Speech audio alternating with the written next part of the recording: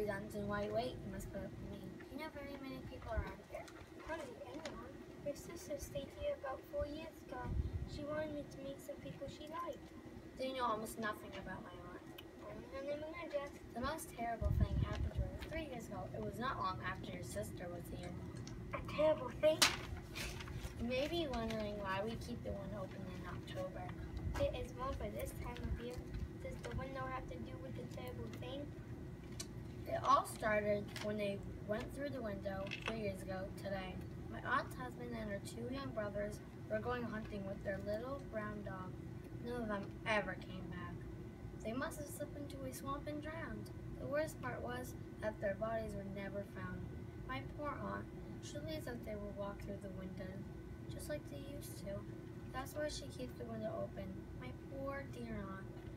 She always talks about the way they went out. Her husband had his red coat over his arm. Ronnie, her younger brother, was singing an old song. My Bonnie lies over the ocean. He did that to tease her. It got on her nerves. You know, sometimes when it's still quiet evening like this, I get a creepy feeling.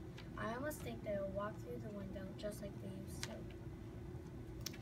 I'm sorry I'm late. I hope you enjoy talking to Vera. She has been very interesting. I hope you don't mind the windows open. My husband and brothers will be home soon. They've been hunting and they always come in this way. They'll have shot some birds so it'll mess up the rug. But that's the way men are, isn't it?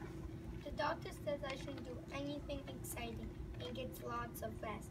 Of course, none of them decided of what I should eat. No? Agreed. No? Oh, here they are at last. They're just in time for tea. They look as if they're muddy right up to their eyeballs. My Bonnie lies over the ocean.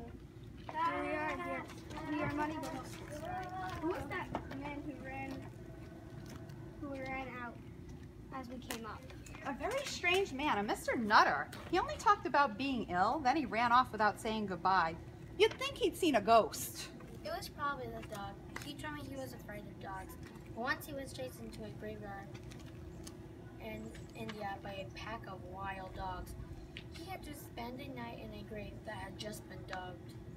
And the dogs barked and howled and snapped right above him all night. I'm sure it was enough to make someone lose their nerves.